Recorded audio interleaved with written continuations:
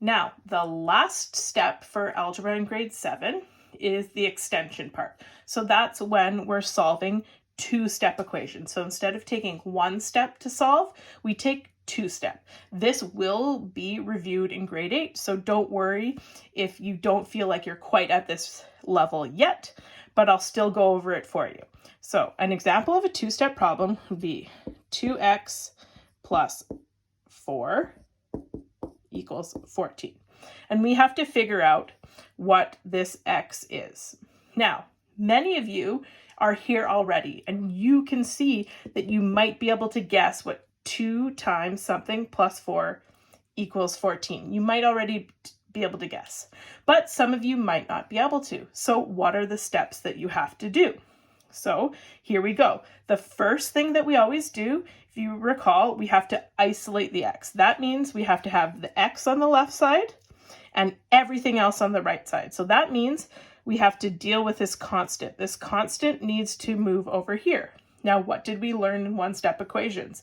In order to cancel it out, make it 0, and move it over, keep it equal on both sides, we have to do the opposite operation. So in this case, plus 4, the opposite would be subtract 4. Remember, whatever we do on one side, we do to the other. So subtract 4. Okay, so what am I left with? Now I'm left with 2x on this side and 14 minus 4, which is 10. So that's step 1. We isolated the x. So x is on one side, the constant is on the other. Now the last part, we have to solve for x. So in this case, we can remember from one step, if I have 2 times something, I do the opposite to get rid of it, to make it so that it's 1x, x on its own. So if I have 2 times x, I know that the opposite is divide by 2. So I'll divide this whole side by 2. This cancels each other out. Whatever I do to one side, I do to the other. So 10 divided by 2, and I'm left with x equals 5. Now I can check to make sure that this is correct. So I'm just going to erase the work. So I figured out that x equals 5, so let's check to be sure. Let's show our substitution. So 2x plus 4 equals 14. Let's substitute that 5, that value in there. So 2 times 5 plus 4 equals 14.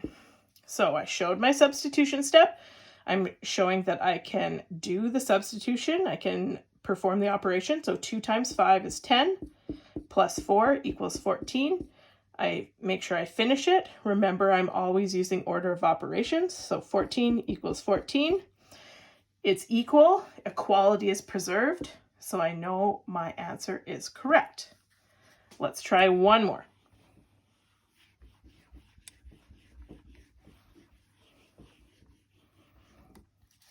So let's do 4x subtract 6 equals 22.